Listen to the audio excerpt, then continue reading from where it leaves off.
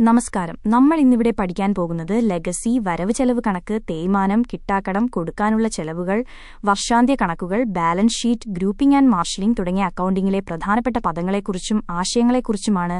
ഇവ ഓരോന്നും നമുക്ക് വിശദമായി പരിശോധിക്കാം. ആദ്യമായി നമ്മൾ നോക്കുന്നത് ലെഗസിയെക്കുറിച്ചാണ്. ലാഭേച്ഛയില്ലാത്ത സ്ഥാപനത്തിൽ ഏതെങ്കിലും ഒരു അംഗം തന്റെ വിൽപത്രത്തിൽ എഴുതിവച്ച പ്രകാരം അദ്ദേഹത്തിന്റെ മരണാനന്തരം സ്ഥാപനത്തിന് ലഭിക്കുന്ന തുകയാണ് ലെഗസി. അതായത് മരിച്ച ഒരാൾ തന്റെ വസ്വിയത്ത് അഥവാ വിൽപത്രം പ്രകാരം തന്റെ സ്വത്തിൽ നിന്നും ഒരു വിഹിതം സ്ഥാപനത്തിന് നൽകുന്നതിനെയാണ് ലെഗസി എന്ന് പറയുന്നത്.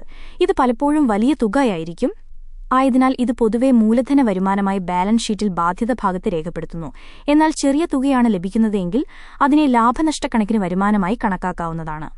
അടുത്തതായി വരവ് ചെലവ് കണക്ക്. ലാഭേച്ഛയില്ലാത്ത സ്ഥാപനങ്ങളിൽ ലാഭനഷ്ടക്കണക്കിന് പകരമായി തയ്യാറാക്കുന്ന കണക്കിനെ വരവ് ചെലവ് കണക്ക് എന്ന് പറയുന്നു. അതായത് ലാഭേച്ഛയില്ലാത്ത സ്ഥാപനങ്ങൾ തങ്ങളുടെ പ്രവർത്തനഫലം ലാഭമാണോ നഷ്ടമാണോ എന്നല്ല, മറിച്ച് മിച്ചമാണോ കമ്മിയാണോ എന്ന് കണ്ടുപിടിക്കാൻ തയ്യാറാക്കുന്ന അക്കൗണ്ടാണിത്.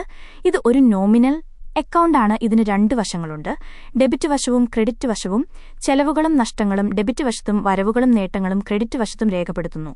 ഇനി നമുക്ക് തേയ്മാനം എന്താണെന്ന് പരിശോധിക്കാം. കാലപ്പഴക്കം മൂലമോ നിരന്തരമായ ഉപയോഗം മൂലമോ ഒരു സ്ഥിരം ആസ്തിക്കുണ്ടാകുന്ന സ്ഥിരവും തുടർച്ചയായതുമായ വിലക്കുറവിനെയാണ് തേയ്മാനം എന്ന് പറയുന്നത്. അതായത് നമ്മളൊരു ആസ്തി തുടർച്ചയായി ഉപയോഗിക്കുമ്പോൾ അതിന്റെ മൂല്യത്തിലോ വിലയിലോ വരുന്ന കുറവിനെയാണ് തേയ്മാനം എന്ന് വിളിക്കുന്നത്.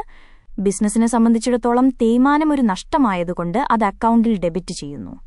അടുത്തതായി നമ്മൾ ചർച്ച ചെയ്യുന്നത് കിട്ടാക്കടത്തെക്കുറിച്ചാണ്. സാധനങ്ങൾ കടമായി വിറ്റ വകയിൽ കസ്റ്റമേഴ്സിൽ നിന്നും ഒരു ബിസിനസ്സിന് ലഭിക്കാനുള്ള ആകെ തുകയെ സൺട്രി ഡെപ്റ്റേഴ്സ് എന്ന് പറയുന്നു.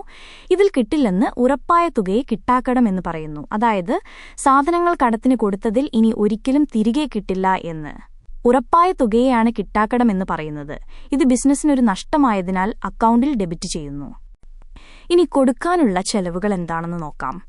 തൻവർഷം കൊടുക്കേണ്ടതും എന്നാൽ കൊടുത്തിട്ടില്ലാത്തതുമായ ചെലവുകളെ ഔട്ട്സ്റ്റാൻഡിംഗ് എക്സ്പെൻസസ് എന്ന് പറയുന്നു. അതായത് ഈ വർഷം നാം കൊടുക്കേണ്ടതായിരുന്നു, പക്ഷെ ഇതുവരെ കൊടുത്തിട്ടില്ലാത്ത ചെലവുകളെയാണ് കൊടുക്കാനുള്ള ചെലവുകൾ എന്ന് പറയുന്നത്. ഇതൊരു കറണ്ട് ലയബിലിറ്റിയാണ്. കൊടുക്കാനുള്ള ചെലവ് ട്രയൽ ബാലൻസിലുള്ള അതാത് ചെലവുകൾക്കൊപ്പം കൂട്ടേണ്ടതും അവയുടെ സ്വഭാവമനുസരിച്ച് ട്രേഡിംഗ് അക്കൗണ്ടിലോ ലാഭനഷ്ട കണക്കിലോ ഡെബിറ്റ് ചെയ്യുകയും വേണം. ഇതൊരു ബാധ്യതയായതിനാൽ ബാലൻസ് ഷീറ്റിൽ ലയബിലിറ്റി സൈഡിൽ രേഖപ്പെടുത്തണം. ഇനി വളരെ പ്രധാനപ്പെട്ട ഒന്നാണ് വർഷാന്ത്യ കണക്കുകൾ. ഒരു സ്ഥാപനത്തിൽ സാമ്പത്തിക വർഷാവസാനം തയ്യാറാക്കുന്ന കണക്കുകളെ വർഷാന്ത്യ കണക്കുകൾ എന്ന് പറയുന്നു. അതായത് ഒരു സാമ്പത്തിക വർഷത്തിന്റെ അവസാനം ബിസിനസിന്റെ പ്രവർത്തന ഫലവും സാമ്പത്തിക സ്ഥിതിയും അറിയാൻ തയ്യാറാക്കുന്ന കണക്കുകളാണിവ. താഴെ പറയുന്നവയാണ് വർഷാന്ത്യ കണക്കുകൾ: 1. വ്യാപാര കണക്ക്. 2. Balance sheet. 3. ലാഭനഷ്ട കണക്ക്. വ്യാപാര പ്രവർത്തനം കൊണ്ട് ബിസിനസ് സ്ഥാപനത്തിലുണ്ടായ മൊത്തം ലാഭം അല്ലെങ്കിൽ മൊത്തം നഷ്ടം കണക്കാക്കുന്നതിനു വേണ്ടി തയ്യാറാക്കുന്നതാണ് വ്യാപാര കണക്ക്.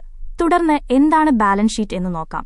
സാമ്പത്തിക വർഷം അവസാനിക്കുന്ന ദിവസത്തെ ഒരു ബിസിനസിന്റെ സാമ്പത്തിക സ്ഥിതി മനസ്സിലാക്കാൻ തയ്യാറാക്കുന്ന ആസ്തി ബാധ്യതകളുടെ സ്റ്റേറ്റ്മെന്റാണ് ബാലൻസ് ഷീറ്റ്. അതായത് വർഷാവസാനം ബിസിനസിന് എത്ര സ്വത്തുണ്ട്, എത്ര കടമുണ്ട് എന്ന് കൃത്യമായി മനസ്സിലാക്കാൻ തയ്യാറാക്കുന്ന പട്ടികയാണ് ബാലൻസ് ഷീറ്റ്. ഇതിന് രണ്ട് വശങ്ങളുണ്ട്: ഇടതുവശം ബാധ്യതവശവും വലതുവശം ആസ്തി ഭാഗവും. ബാലൻസ് ഷീറ്റ് ഒരു സ്റ്റേറ്റ്മെന്റാണ്, അക്കൗണ്ട് അല്ല. അവസാനമായി ബാലൻസ് ഷീറ്റ് തയ്യാറാക്കുമ്പോൾ ശ്രദ്ധിക്കേണ്ട ഗ്രൂപ്പിംഗ് ആൻഡ് മാർഷലിംഗിനെക്കുറിച്ച് പഠിക്കാം.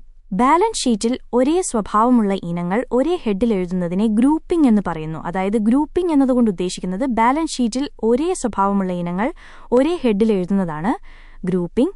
ഉദാഹരണത്തിന്, ഒരു ബിസിനസ്സിൽ അസംസ്കൃത വസ്തുക്കളുടെയും നിർമ്മിത വസ്തുക്കളുടെയും സ്റ്റോക്ക് ഉണ്ടെങ്കിലും ഇവയെല്ലാം ചേർത്ത് ക്ലോസിംഗ് സ്റ്റോക്ക് എന്നൊരു പേരിലാണ് രേഖപ്പെടുത്തുന്നത്. ബാലൻസ് ഷീറ്റിൽ ആസ്തി ബാധ്യതകൾ ഒരു പ്രത്യേക ക്രമത്തിൽ രേഖപ്പെടുത്തുന്നതിന് മാർഷലിംഗ് എന്ന് പറയുന്നു. അതായത് ബാലൻസ് ഷീറ്റിൽ ആസ്തികളും ബാധ്യതകളും തോന്നിയതുപോലെയല്ല, മറിച്ച് ഒരു പ്രത്യേക ക്രമത്തിൽ എഴുതുന്നതിനെയാണ് മാർഷലിംഗ് എന്ന് പറയുന്നത്. ഇത് രണ്ട് രീതിയിലുണ്ട്: ഒന്ന് ലിക്വിഡിറ്റിയുടെ അടിസ്ഥാനത്തിൽ, 2 സ്ഥിരതയുടെ അടിസ്ഥാനത്തിൽ.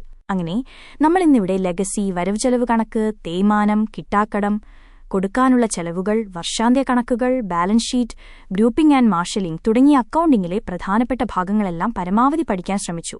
നിങ്ങളോടൊപ്പം ഈ കാര്യങ്ങൾ പങ്കുവയ്ക്കാൻ സാധിച്ചതിൽ വളരെ സന്തോഷമുണ്ട്.